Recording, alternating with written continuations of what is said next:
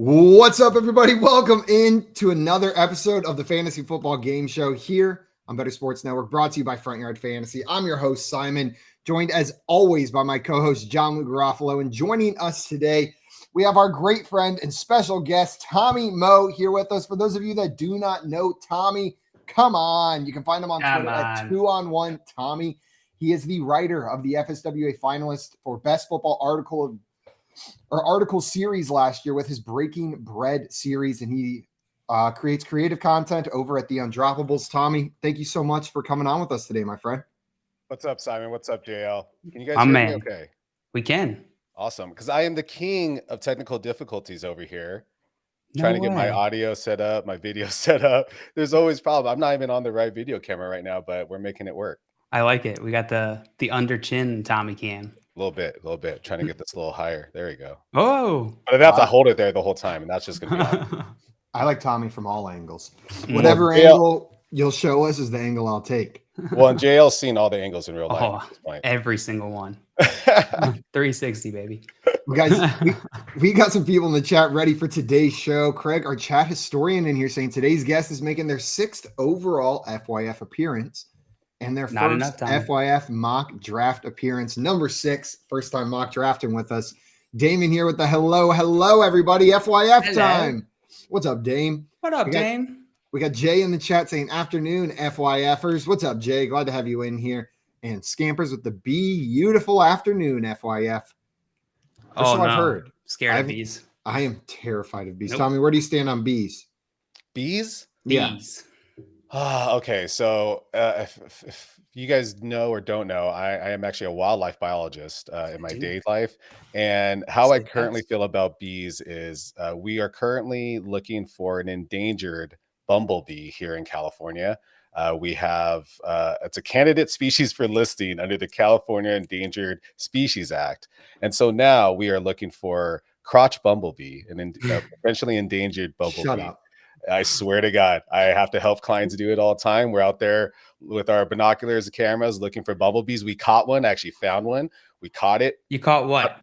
A bumblebee, a crotch bumblebee. A crotch bumblebee. Caught it by the crotch, right? We grabbed its crotch. We caught it by this is so made up. And then we put it in the freezer. We froze it. And then we tied a string around it, and then it like swung around. It was a little friend for. Did you? We didn't do the last part. No, we did freeze it, but we did have to look at it, put it in a vial, make sure it was actually the crotch bumblebee, and it totally was. So I know it's a side tangent story. Neither of you were expecting to hear today, but when you bring up bees, like that, it's going to happen. That was the best response you could have given.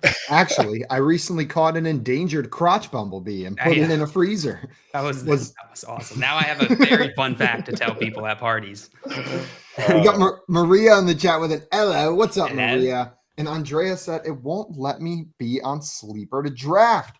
Make sure you open it up on your phone and click that mock drafts button. Maybe close out the app and reopen it if you're having trouble. I know you grabbed one of those slots in there. We got Twin in here saying, yo. What's up, Twin? Saying there's one more spot open, but it has been filled. And Jay down here saying, man, these STDs are getting wild. Yeah, we just had to worry about crabs back in my day. And now we got crotch bumblebees as well. Bumblebees. Better watch out.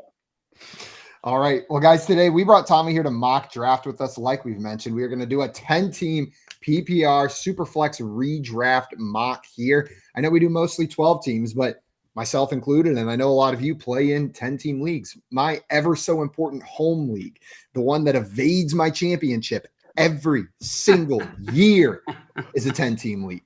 So I know people like to crap on them, but I love the 10-team format. We're going to make sure that the slight strategy differences we hit on today. Before we get into that, though, a couple reminders. First and foremost, if you're not following our guest Tommy, remedy that right now. You can find him on Twitter at 2on1 Tommy. It's right there below his handsome face on the screen. You can also find it in the link below this YouTube video, whether you're watching on BSN or on Front Yard Fantasy. After you follow Tommy, make sure you come back over here on the YouTube channel where you're watching this and hit that subscribe button. It's the easiest way to show your support for what we're doing. And if you hit that little notification bell, you can make sure you never miss us going live at roughly 3 p.m. Eastern time every single day. Roughly approximately on time. We need Jay, my boy Jay knows what's up. That comment that came in. He knows what's up. There it is, Jay. The scientific name is Bombus crotchi. Yep. This garage eye. Where By the way, Joey is Simon, at. how many years have you been in that home league that you haven't won? Should definitely not say that at the airport. Since junior year of high school, since 2011. Dude. I've come in second, like How I'd many say times? 90% of the years. Like there's been like 1 or 2 years where I didn't come in second. Yeah. I consistently make it to the finals and then just get obliterated every year. Dude, same here. I've won all kinds of leagues, dynasty leagues, crazy college fantasy leagues, never won my home league. Same there with you. I was the commissioner for like 11 years. I finally quit because I was like, maybe that's the problem. I got the commissioner first, right? Maybe that's why I'm not winning. And so, yeah, second place a bunch of times. Lost last year on a tiebreaker. Was actually, Oh no. yeah. So I could have won the whole thing, and literally a tiebreaker killed me. So it's just, I feel you on that home league, and it's a 10. You had a tiebreaker, and there was no tiebreaker. So our tiebreaker is if there's ever a tie, and we do whole points only, no decimal points. No. So if there's ever a tie, that's some home league rules right there. Yeah, because we got tired of that, like losing by 0.2 bullshit. So we made it full points. We prefer tying. Yeah. So but people tie, and so the tiebreaker always is it's their next highest score on your bench that's not a quarterback. Huh. So the next wide receiver, tight end, running back, whoever scores the most on your bench, that's the tiebreaker. So if you make a bad start and tie, you can still maybe get rewarded for having that dude on the bench. You went back and forth on the start sit, started the wrong one, but bam, dude blew up on your bench. You had Jared McKinnon sit there. You might exactly. So if you're behind, everyone's like hoping at least give me a tie. As long as I get tie, I'm gonna somehow win this game. But yeah, losing on a tiebreaker in the finals, that's rough. Wow. That's absolutely awful. Maria wants to know, did we cover where Joey is yet? JL, where is Joey? Joey is inside of himself. Wow.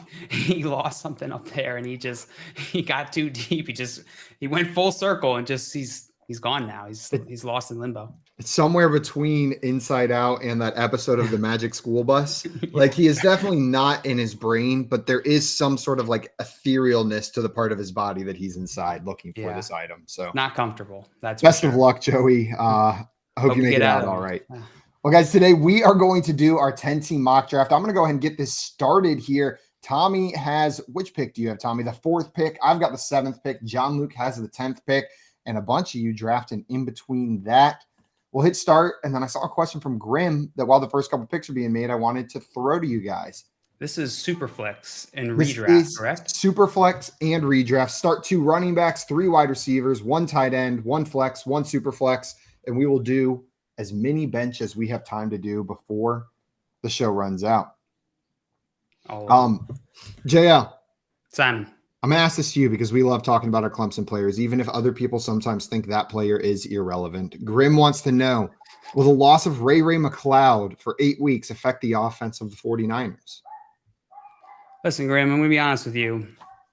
It's absolutely going to affect the offense. We haven't seen a Ray McLeod-less offense from the 49ers in some time. So, yeah, I think this is going to affect them. I would expect just less points overall, definitely less punt returns from the San Francisco special teams unit. I was going to say more serious, like probably not, but the one way it could affect it is they could have slightly worse field position because he is one of their better return men.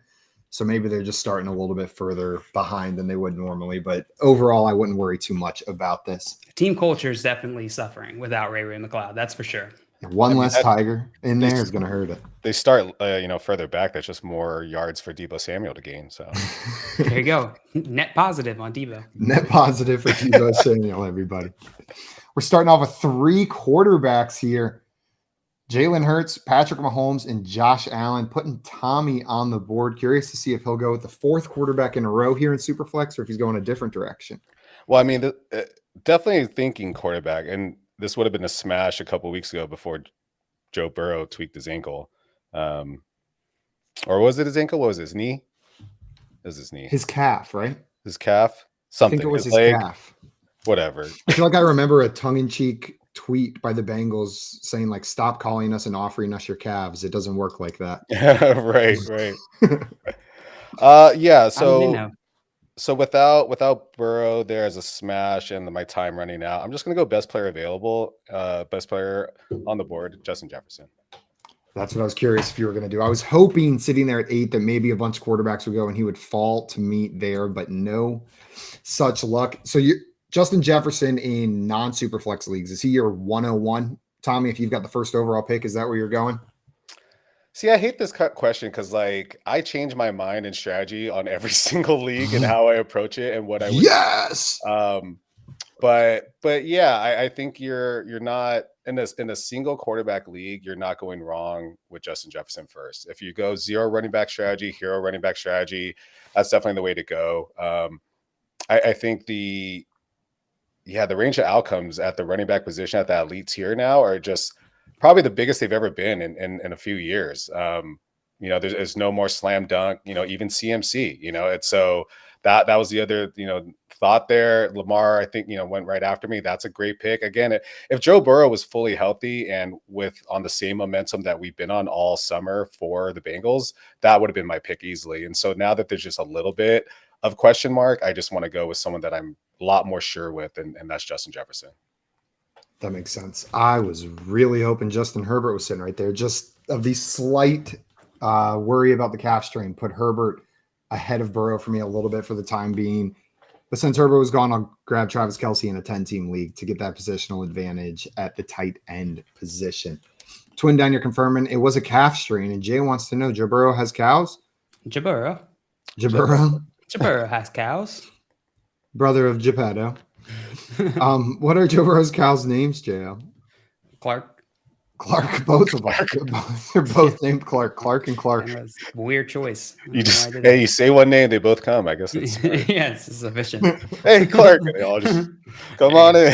Are you allowed to name all your kids the same thing? It's really more of just a command. Look at George Foreman did. They're all named George Foreman. That's right. Every single one of his kids. George Foreman. Yeah, it was like George Foreman the 8th at this point or something. And can you imagine like being the third behind your brother and then being the 4th behind your other two brothers? Like, is that how that works? I don't think so. Aren't they just like, this is George Foreman 4A? Exactly. This is George Foreman the second. 4th A. This is George Foreman Junior 2. Junior 2.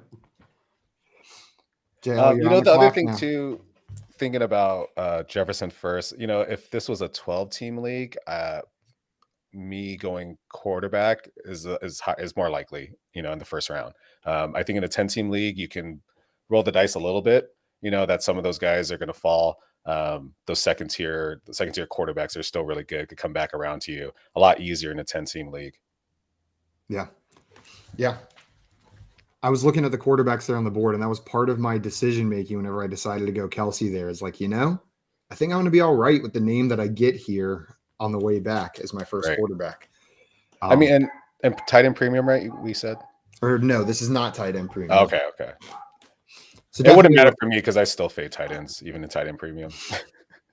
I dropped Kelce or wait until I want to cry based on the names left on the board. That's my tight end strategy.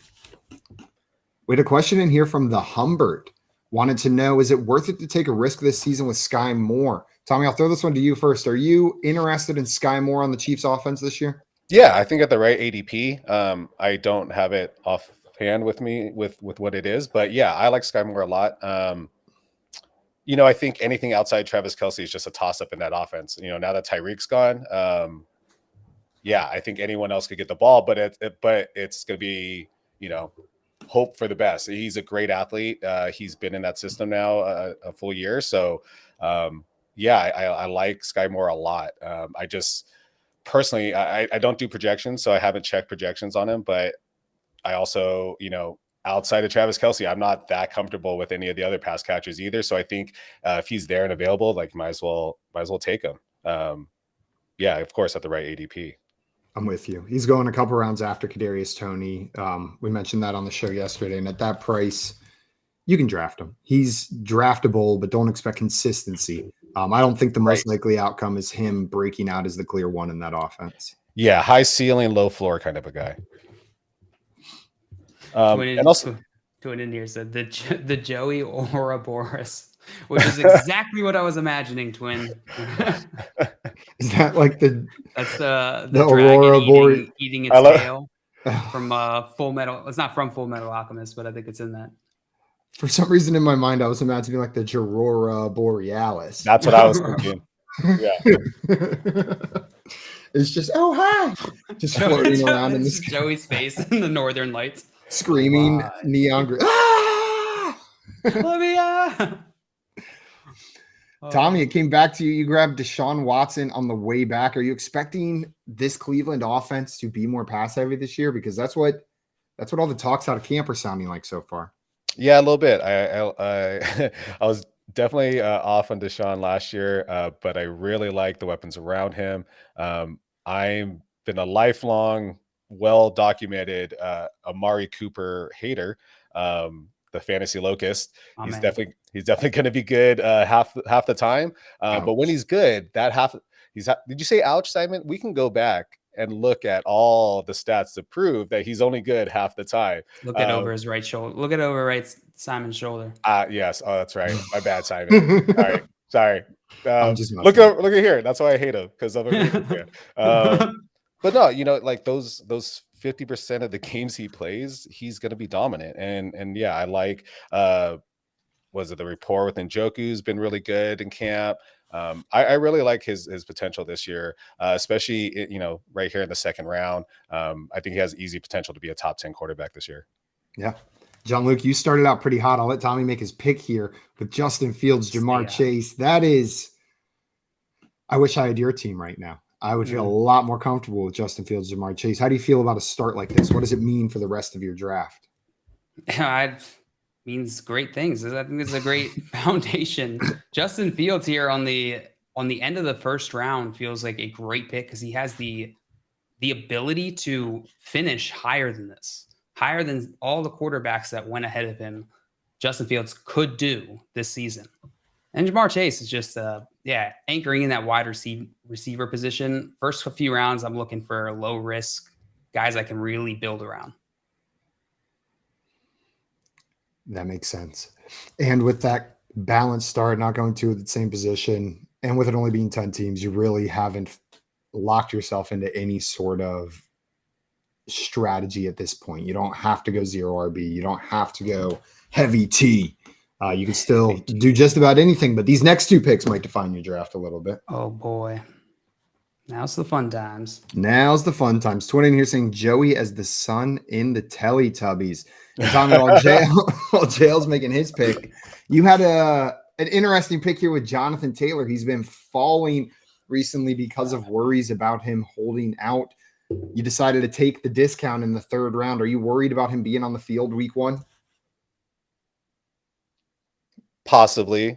I'm not worried about him holding out significantly 6 weeks plus. I could see 1 to 3 weeks. But even with that, if when he's on the field, right, he's one of the best players. He's one of the best players to have. And so I believe always take the best player available, even if he's going to be out a little bit. It's obviously baked into the ADP here, as we're seeing. But I can shore up a starter later that's going to carry me for the first 3 weeks that he's out. And then I have Jonathan Taylor and that starter for the whole season, right? Like you can build, especially in a 10-man league, you can build safeguards into your draft strategy that you can run, you can carry that guy being out for a couple of weeks, and it's not a big deal. So that's definitely my plan here. Now, I'll have to consider who's my second, third running back that I take. Probably take someone a little bit earlier than maybe I would if Jonathan Taylor was totally fine to be on the field. But yeah, me personally, I love JT. I think pay the man. It's Jonathan. Pay the man, too, man. Pay the man. Like, just stop saving whales and pay the man. Just pay the man. Like it's gonna keep saving whales. Stop there's so many things that go back random and forth. rock and roll memorabilia, right, man? Just I don't get the whole running backs don't matter thing. Like, it's you need quality guys at that position, and so just pay them. Just give them what they do, or restructure the rookie contracts differently so that they, can make their next money after 2 or 3 years. Like, let's just make them shorter, and stop having these guys have to hold out to get what they're due. Cause it's a business at the end of the day, and they're just trying to get their fair market value. Absolutely. John Luke, You're drafting all the colors. You got one of every color on your team so far. The balanced approach. You drafted Mark Andrews and Derrick Henry. I am probably not even required to ask this at this point, but are you expecting any downgrade in Derrick Henry's rushing ability? It seems like year after year it's being predicted. Year after year he gets insane volume and maintains being one of the best runners in the league. Is this the year, as he's getting older, that the tread starts coming off? I don't know why I would draft him in the 4th round if I thought it was, but no, I don't think so. I think he's getting older. I do expect some deterioration of his body year to year, but he's Derrick Henry, so yeah, I mean, you got to replace your tires on your Rolls Royce every once in a while. Boo-hoo. I love the value you got on Mark Andrews. I would rather have Mark Andrews in the 3rd than Travis Kelce in the 1st this year. I've said it before on the show, but I think this is the year Mark Andrews could really close that gap without an injury to Travis Kelce in that like overall tight end 1 conversation with the new offense coming into town in Baltimore. Do you think the upside for Andrews is that high? Yeah, upside for sure. For sure. I know there's a pretty large gap between Kelce and every other tight end. And that's because Kelce is used way more like a wide receiver than a tight end. So he's got the distinction. But I expect Mark Andrews, who has been, as far as all the tight ends we've seen in recent history, the closest to just being used like a wide receiver in this offense. And I expect that rapport and that relationship to still be there. Yeah, it's usage, right? Like we can't really try to debate, athleticism type of player. Andrews, Kelce are 2 different guys, but the usage, is similar. The offensive, Right. The offensive use of that tight end, how they're going to move him around, is similar. So yeah, I like it. I like him there, but then I think I don't know, the drop off from those 2 it comes pretty big in my opinion. Then you're just hoping. Is Hawkinson the next guy for you? I mean, that's where it's at. You're looking at like Hawk or Pitts. Yeah, Gilbert there's or Kittle. definitely a drop giant off. gap. It's a Yeah, tier 1, a tier 2. Those 2 have 1 player in them. right. Maybe if the Falcons were expected to run like even 1,050 plays this year, Kyle Pitts could be in conversation for that 3rd guy, but I just don't see it. They didn't do anything in that offense to make me think they even want to throw the ball a little bit more.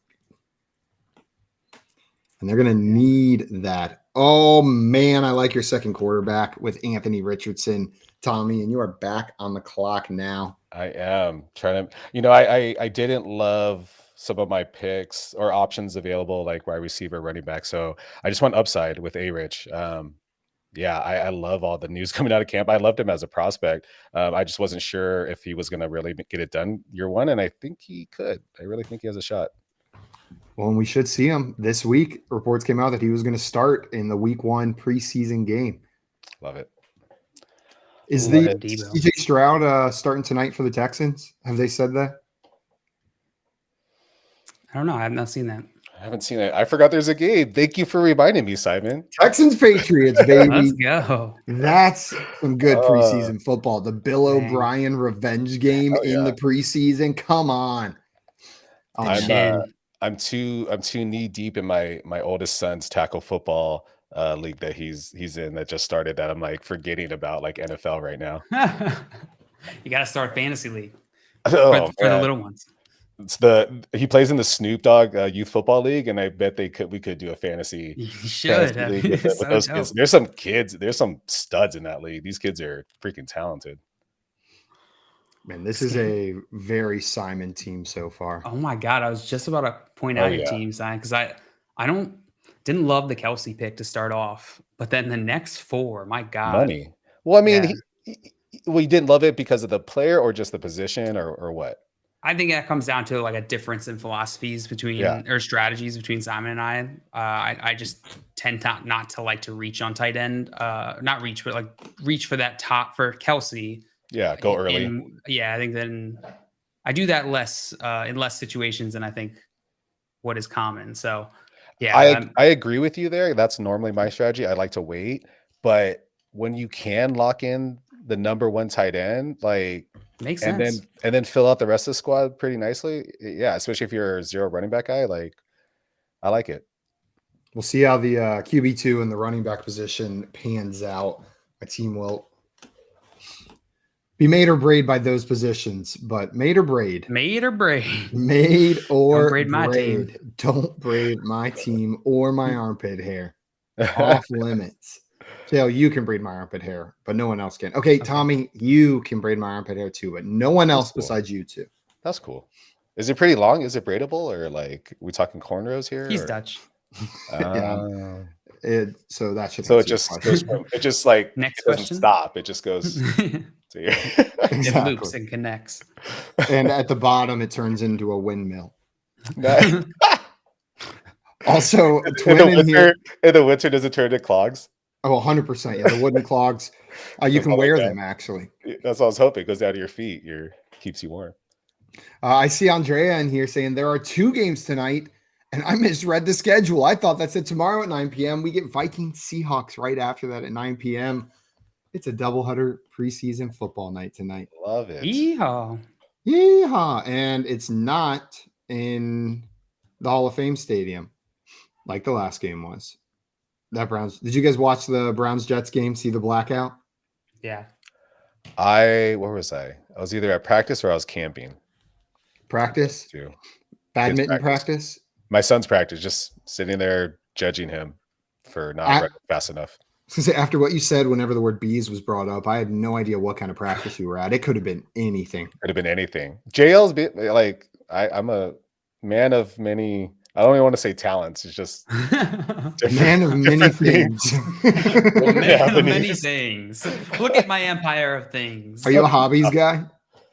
Probably, yeah, a little bit. I'm a hobbies guy. I mean, I golf and what makes you a hobbies guy versus not a hobbies guy? I mean, yeah, we all play fantasy. That's a hobby, right? If you're a hobbies guy, the people in your life would call you a hobbies guy. They would say like, "Oh yeah, he's a hobbies guy." Seems like it's dependent on what type of people are in your life. My wife would say I'm a hobbies guy. She would say I have a lot of hobbies. A hobby, well, maybe like a hardcore hobby guy would not call you guys a hobby guy. Yes. You don't find me at Hobby Lobby very often. I'll tell you that. No, I also don't frequent Hobby Lobby. Okay, Simon, what's your thoughts on Etienne this year? I understand the concerns with Bigsby coming in, but I do think Etienne's just the superior runner and pass catcher, even though they haven't used him in that regard. His ADP got up there quite a bit. He was almost being drafted as an RB1, but he's back a little bit lower now in that RB2 range. And I think he's one of the few guys in that range that has RB1 upside. Like Kenneth Walker, who went right before me to Twin. I've been rising. I think Charbonnet poses a much bigger threat to Walker's productivity this year than Bigsby does to Etienne's. And he went to Clemson, so go Tigers. Yeah, I think that's fair. I mean, I'm very interested to see how that Charbonnet Walker situation plays out. Yo, I just keep rising on Charbonnet. Every time I go and watch more, I just keep. Maybe I should stop typing in Charbonnet highlights on YouTube. Charbonnet best play highlights. Bomb Productions. Only good plays. Only good plays. Please, no bad plays. I grind film by watching highlights. I grind highlights. I grind highlights. So I'm Greenville, the highlight grinder. The best of Urban Meyer. Tank went to Auburn, right? Is that right? Who?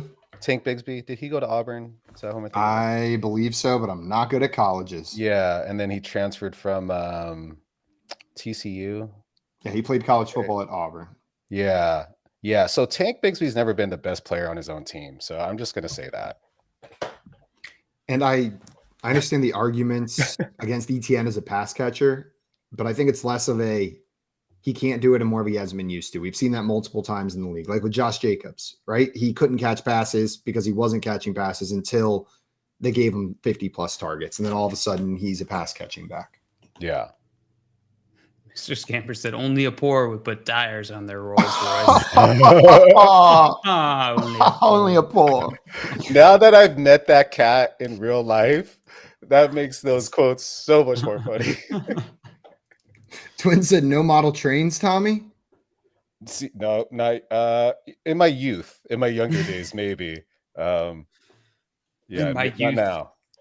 If I ever had unlimited income, that's a hobby I think I would accidentally just get way too into. Know what I mean? Like if I had the space and money, like, oh God, that'd be so much fun. Just sitting, like your station is like in the middle of it, and you just see the trains kind of zooming around you.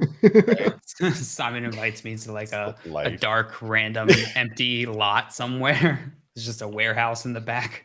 She opens the door, goes and sits down in the center of it, and she just turns on the lights. It's all trains. Yep. Giant empire he's built. Everything's old school, like switches. You know, there's no like, flip. It's like, he's like, welcome. I am the conductor. I misjudged when quarterbacks would go. Early. Now I don't get Jared Goff, I can't which believe was all the quarterbacks my went plan. before the 8th round. Damn it! That was your plan? You like Jared Goff? Yeah, I like all the other pieces. Sorry, hold on. So I have to like Jared Goff. Hold on, is he on your wall first before I talk crap on him? No, Jared Goff did not make it on the wall. Yeah, just David Moore and. Oh, you got 7 seconds. I know. I'm panicking. And I'm distracting you. Whatever. Just full tilt. My draft's ruined. Everything's awful. Why did I draft DeAndre Swift? I like DeAndre Swift. Good offense, great running back. I don't know. Yeah, I like him. Yeah. I guess I don't fall off guys like super fast like some people do. Like I look at like a player as a player, his talent. You know, sometimes new situations are great, and I think you getting him there. I mean, ideally, if he's your RB3, I'd feel a little bit more comfortable. But as your RB2, like I think he'll still produce. At least he's on a good offense. Yeah. I worry about Rashad Penny there, but then I look at Miles Sanders' production in that offense last year, and there's plenty of touchdowns to go around. The dude had double-digit touchdowns. So the narrative that running backs with Jalen Hurts can't get touchdowns is just not true. So there's definite upside for him, and his draft cost probably more than covers up for the blah that I feel whenever I think about his situation. NKC in here saying, "What's up, guys? On vacation. Chat and Simon. Sorry, JL and Tommy. You're not getting said hi to. On vacation today, so I couldn't draft. Dang, get wrecked. All good. Enjoy your vacation, NKC. Sucks. Have fun." The other thing, Rashad Penny, I mean, outside of San Diego State, Rashad Penny's never been the best running back on his own team either. So I don't know. It was like 2 weeks in Seattle where he was the best running back on his team, I think, right? Hey, Alfred Blue had, or what? Well, not his name. Well, what was it? Jonah Gray had 2 great weeks in New England, and then what happened? You know, like I wouldn't say anyone could get 2 good weeks because we all saw those tweets about could you gain 10 yards with $1 million or whatever. We all know that's not going to happen. Yeah, absolutely not. I'm not sure I could even survive for $1 million. Also, this is not tight end premium. This is not tight end premium. And JL goes 2 tight ends. Pretty. Oh wow. Okay. I do. All right. Tell us about that, John Luke. Yeah. Well, I drafted Kyle Pitts in the 8th round and Mark Andrews in the 3rd round. 2 tight ends. Very cool. That math adds up to 2 tight ends on your team. Is the plan to start both of these guys most weeks? I think let me back up. Here, let me just tell you my plan instead of answering that. My plan here, the way I'm thinking about this is Kyle Pitts is about a similar tier level to the wide receivers and running backs available here. And so why not lock up Kyle Pitts, who has this pretty high upside in terms of usage, in terms of talent, and I keep a tight end who potentially has that upside away from my 9 other league mates here, which is an advantage in a smaller league. So yeah, I think it made enough sense to push him over the similarly valued wide receiver talent and running back talent on the board. Yeah, and again, with the smaller league, you can wait. You can take the risk on waiting on a running back because there's still good running backs available. Yeah. 12-man league, probably not. I was considering I got to get another running back here, but I don't. There's plenty of depth still sitting there. I always forget how much of a difference 10 team makes as you get into the 8, 9, 10. You start seeing that value, the additional players in the draft pool. So NKC says he's going to the Pats game tonight. Hey, nice. Hey, enjoy the preseason. Hell yeah. And Craig, there's a rumor going around, Jail, that you have a 3rd tight end, if you know what I mean. And a 4th and a 5th. Oh my gosh. So an NKC saying, well, I had 4 quarterbacks last time. That might have been too many quarterbacks, but 2, 3, especially in Superflex. In Superflex, 4 is not too many. It may be 1 too many, but it's reasonable to have like a double backup, one that you're hoping to break out and a backup. But in a 1 QB league, I would probably cap it at 3. Oh yeah, definitely. Definitely should not have more than 2 in a 1 QB league, if that. Cam Akers off the board, and Tommy finally taking a tight end. And I say finally, it's only the 8th round, but you took Pat Freiermuth of the Pittsburgh Steelers. Does this mean you love Kenny Pickett? Oh man. I think I was on Matt Harmon's podcast, and I was like, dude, I'm stupid because I like Kenny Pickett. Like I liked Kenny Pickett and Pitt. Like I still think he has potential. Like it's probably the one player that like if he fails, I'm just like, yeah, I got to take that one because like I just like him as a player. I think that guy makes plays. He's a playmaker. I like playmakers, right? Like that's like my thing, because that's what it's all about in football, and so. I think he has the possibility to have a higher ceiling, even if his floor is not great. But yeah, like that's just one, like, Fantasy Receipts going to have to call me out for that one if he fails. Cause like, I just love the guy, even if it's a stupid thing to like him. And if you like him, and Pat Freiermuth has a real shot at being the number 2 target in that offense. George Pickens maybe didn't live up to the hopes of people last season. What do you think the upside is for a guy like Pat F? Well, I at this point, I'm just hoping he's a tight end 1, like, because honestly, Darren Waller was my target, for a little bit later tight end. Actually, yeah, like I didn't want to take him in the round where I took Joe Mixon, but maybe after when I took Drake London. So it's just like kind of the next best after. I mean, Go Dirt, I would have loved to have 2. Pitts, I would have loved to have 2, honestly. So it's just like, okay, I like Pat enough, and a little bit more than like the other guys like that are on the board still. I have 30 seconds, so I'm just going to really quick make my next pick. It's my bad. It's my classic move to ask a question. I did to you the last time. I did to you on the last one, so it's fair. It's part of it. We'll just trade back and forth. Yeah, you just got to like, hey. I'm just going to reach here a little bit because I like this player too much to let him to even risk passing up on him later. That's a great pick, Tommy. And I really want to shore up my my 3rd running back again, like I talked about with if Jonathan Taylor is out. Rashad White's going to get the start, and I can roll with White and Joe Mixon for a few weeks, and then Jonathan Taylor comes back week 3, week 4, maybe, and then we're good. That's kind of the way I'm looking at it. I love the Rashad White pick. I expect him to be the starter in that offense, and for them to rely on him somewhat heavily with Baker Mayfield and or Kyle Trask. Yeah, especially in the pass game too. Right, like either one, right? I think either one's going to have to check down to him. I don't think either one's going to have a lot of time. They're going to hope to throw it up to Mike Evans and then check down to Rashad. Man. I'm very upset about that Rashad White pick. Sorry, buddy. He's one of like everyone on the Undroppables loves Rashad White and kind of has for a while. So it's kind of an on-brand pick for us. That's probably my most drafted player through mocks this offseason. I feel like I've consistently been reaching a little bit. So I love that he's getting some love at the end. A little bit earlier than 9th, or no, around this round. If he would have been there, I would have taken him instead of Alvin Kamara right there. Yeah. That would have been my next back for sure. Yeah, I love Kamara too. So kind of the same thing with Jonathan Taylor. We know Kamara is going to miss some time too. Any concerns, especially because you've waited a little bit on running back? I feel comfortable with ETN and Swift, and there's still plenty of names on the board that if in the next 3 rounds, I can even grab starters still, or people with defined roles in their offense, a pass catching role, a goal line role, that through Kamara's 3 games should be able to get me through.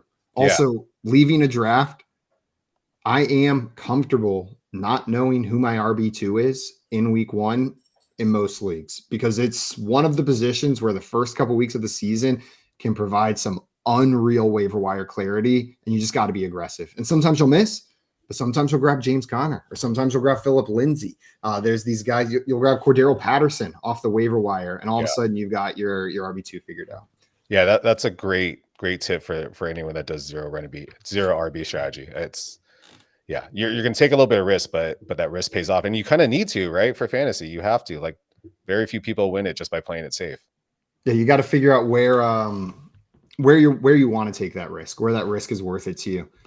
So Damon here saying Andrea killing it. JL, what do you think about Andrea's team so far? Let me look at it. Oh, love the Lamar Jackson pick. Love the Garrett Wilson, Calvin Ridley. Those middle two picks really stand out to me. And then the golf value at the end, just stealing that right out from Simon. Golf seems like the perfect middle round quarterback. I feel like I've just been looking for him in every single draft. So I love that you grabbed him here. Yeah, and then getting great late round running back value, killing it.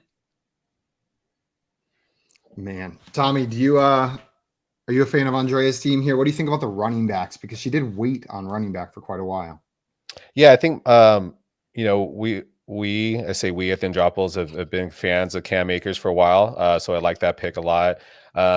James Conner, I was always in on him when other people weren't. And then I ironically off of him last year. And Miles Sanders, I've always been a fan of Miles. And I think in a new situation in Carolina, with Bryce there, I think they might lean on him a little bit. I think it's a lot of potential upside. I think any of those guys could end up being fringe RB1s. And if they all stay healthy and they all, have a great season. But yeah, taking that strategy to wait has definitely paid off, I think, for Andrea. I don't want to say too much because, she's sniping me here a couple times on players. So I was gonna say I like your team because I'm mad at your team. You got some players that I would have loved to have there with my picks. Amari Cooper, I would have loved to have that turn. Jared Goff, I was hoping to get on the way back. I should have grabbed him there instead of Travis Etienne. And then the Miles Sanders pick and the James Conner picks were great as well. Yeah, and then my wide receiver strategy is just like size and speed. Big guys, fast guys. Big, fast guys. What do you think DeAndre Hopkins means for Treylon Burks' role in this offense? Hopefully it just opens it up a little bit for both of them. I think, man, DeAndre still got it, or hopefully he's still got it, right? And that's what we're hoping. But as long as he's producing like we all hope and expect and they're used to seeing from D-Hop, I think that just opens up the field a little bit more. I mean, that's been the biggest thing, issue even with Derrick Henry, right? Like everyone knows Derrick Henry's going to get the ball, so let's stack the box. And so these offenses, even if they're not super high flying, spread the ball around, the Shanahan, the Kingsbury offices, it's still good to have multiple receivers out there spreading the field, getting, opportunities. And so, I like Treylon Burks here because of that potential upside that he has, just because he's so damn big and fast. So big and fast. Yeah. And you're right. Sometimes having another high level receiver taking the top coverage away from you is a plus, even if it means lower volume. The volume is better volume. It's a higher efficiency volume. So I'm not leaving Treylon Burks for dead, but it definitely took some of his upside away having DeAndre Hopkins in there as the one for me. Andrea is saying that, Tommy, you sniped her on quite a couple players as well. So you guys are just trading picks back and forth. Nice. I love that. That's one of my favorite things, especially when we did Scott Fishbowl live. I was there with one of our friends, Joe Warriors, or Rick K now. And yeah, just same thing. I was at the 12, he's at the 11. We're just sniping each other all the time. Last year doing it with John, what's John's last name from 4 for 4? Paulson. John Paulson. Yeah. Just sniping each other all day. And so I love that, aspect, no matter where you're at. It's always like, oh man, that guy's next to me, because it's just going to be rough all day. Robert's brother? Robert's brother. Robert Paulson's brother. His name is Robert Paulson. My name is John Paulson. Took me a second. I love that one. That's a great movie.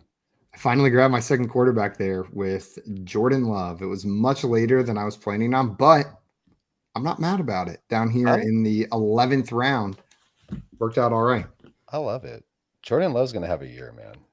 Like I would have taken Derek Carr over Jordan Love, I think, but my choice last round was, if I take Charbonnet, let's just assume I don't get Derek Carr. I'd be happier with Charbonnet and Jordan Love than one of these running backs that I'm looking at here, like Rashad Penny and Derek Carr. Hey, Yeah. watch your mouth with the shot Penny. Jailed Rashad Penny fan number 1. Well, Carr for me here was to insulate Anthony Richardson. You know, in case something happens, he gets hurt. He's a little bit of riskier play as a rookie. You know, I want a nice, safe guy I could just put in there. Don't do it, JL. I might. Don't do it, JL. Don't do what? Tommy already took the quarterback I wanted. Don't take the player I want here. Be specific. JL's got to fit in 4 more tight ends before this draft is over. So. Yeah, I have so much more work to do. I'd be so sweaty. Just unbelievably Stay sweaty. George Pickens for JL. In case he wants to know where is Joey, he is inside of himself on a journey to find his lost item. In both Aurora Bora Joey. The Aurora Bora Joey. The Aurora Bora Joey. It's beautiful. It's one of the 7 wonders of the natural Joey. I still like the Teletubby son one. Joey as the Teletubby son. Yeah. What do you think that baby's doing now? And how often do you think they tell people that they were the baby in the Teletubby son? Simon, I swear I saw something on the internet about that, like within the last couple months. Like there's an update or something about that kid. I hope it's not sad. Like I don't think it is. No, he's not good. like a murderer or something. Sometimes you like wonder what happened, and you look at it and you're like, oh, I wish I would have never looked that up. That's not good. I wish that was just a Teletubby son still. Yes. JL, thank you. You did not do it, but you had a fun turn here with George Pickens. That's a little fun. disappointing last year, but still was a highly touted prospect coming into the NFL. And then Zay Flowers, rookie for the Ravens. Are these upside wide receivers here that you're taking shots on? Yeah, I love some. No! There Sorry. he goes. There he goes. Kyler Murray. Is that who you wanted, Simon? I would guess. No, that's not who I wanted. That's what I thought. Who'd you want? Bailey Zappi. He's still there. It should be fine. Zap Master. Oh yeah. Yeah, I think you're overreacting.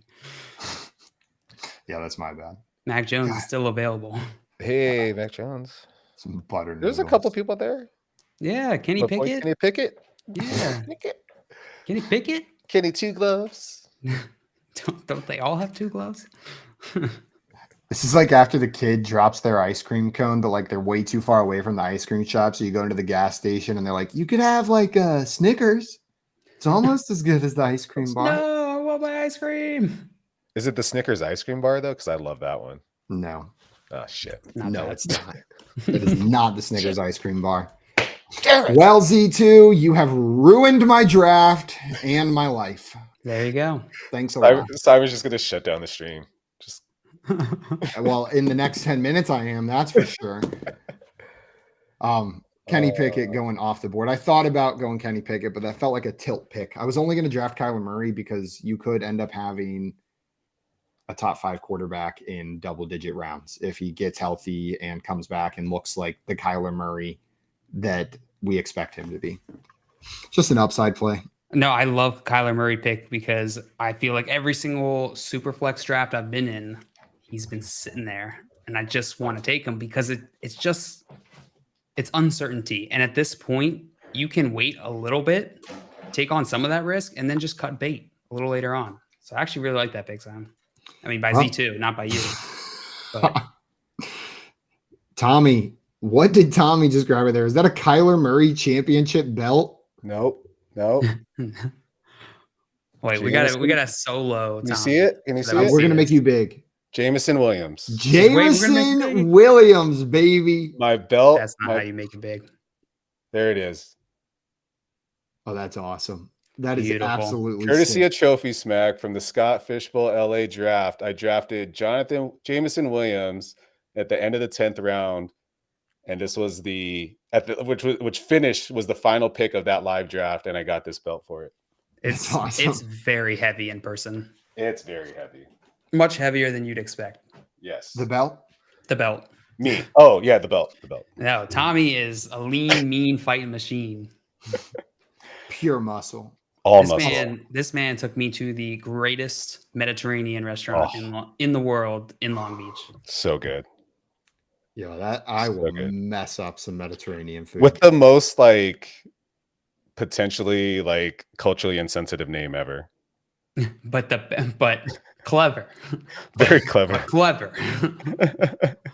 Open sesame. Open sesame. But it's amazing. Well, It's so good. It's so good. Bring them in with the potential cultural insensitivity. Keep them with the incredibly good traditional Mediterranean food. It's the potatoes, right? Yeah, John? the It's spicy garlic potatoes are fire. He So said Josh, 9 out of 10 tables order that. And I just thought about that stat for a while, for like days afterwards. 9 out of 10 tables. order what? An appetizer, these spicy garlic potatoes. Yeah. So good. I mean, if you're known for your potatoes, people are going to get the potatoes. And like, say potatoes one more time. Who doesn't love a potato with a meal? Like French fries, tater tots, hash browns, baked potato, mashed potatoes. Anchor. Like, oh my God, you can't go wrong. I believe them. What's the universal blood type? Potato. Potato. Trick answer. It's potato. I think it's O, one of the twos. That's what it is. O positive and or negative. My nerdy ass trying to answer that question. Yeah, you're the guy supposed to know biology. Counts, I think. Potato. He only knows B blood types. Oh, crotch bees. Crotch bees. He just specializes in the crotch area. That's it. The bad part is if it doesn't get endangered, actually listed, then it's like all for naught, all this work. Then you just froze a bee for fun. For fun. You just endangered it a little faster. Just a little bit. Tell them, if you don't make this bee endangered, I'm going to keep freezing them one by one. I will personally be responsible. Right to your governor. Of the species. Of the crotch bee. Twin said twice baked is the best form of potato. Tommy, what's your vote for best form of potato? Best form of potato. Oh, okay. Man, it's because I watch too much food videos on TikTok. There's this like French method where they slice it ridiculously thin and then layer it. And so it's like a thick layer, right? It's of just potato, right? Thinly sliced potatoes. And then the way they cook it, it's like this terrine and then they like cut it up. It's apparently the best thing ever. If that's too complicated, then tater tots. I saw that for the first time on Netflix. You know what I'm talking about? 5-Star Chef. One of the chefs made it in that show. And I was like, what is that potato stack lasagna looking sauce monstrosity that you constructed in there? It looks amazing. Well, Jaws with the unpopular opinion that I like crinkle cut fries. Some people hate crinkle cut fries, but I love them. No crinkles. No crinkles, no cuts. Well, guys, we are approaching the end of our show here. We're going to keep on drafting for a little bit, but I did want to give some reminders before we headed out. If you're not already following our guest, Tommy, go and fix that right now. A great analyst and a great person. You want to make sure that you're following him and check out his Breaking Bread series that was award nominated last season. They are phenomenal reads, truly phenomenal. After you follow Tommy, make sure you head on back over here. And if you haven't subscribed yet to this YouTube channel, go ahead and hit that subscribe button. We will be back tomorrow. Wait. Actually, no, we will not be live tomorrow because of the Fantasy Football Expo. There will be no show on Friday, but we will be out in Canton. So if you guys are in Canton, please come say hi. Come up to us. We would love to hang out with every single person that's going to be out there. So come find us. Except for you, Mr. Scampers. Except for you, Mr. Scampers. But I'll give you one belly rub. Are you going to be out there in Canton? I'm always bummed that we're not out there. A couple of members of the team will be out there, but yeah, I will miss you, Tommy. I will miss you too, JL. And I'm so glad I got to see you at Scott Fishbowl. To be honest, that's my mini expo. You know, there's a good amount of people there that I get to, rub shoulders with and see people in the community. It's great to see like Troy King fly out. Finally get to hang out with him. Scott Fish himself. And a little teaser for Breaking Bread 5. It's going to be with Scott Fish. So I got to get that finished up and out before the season starts. But yeah, look out for that one. We're going to do a quick little article on Scott. We went out to Roscoe's Chicken and Waffles before the draft and had a good time. Nice. Love that. Not fish food. You talked him out of that?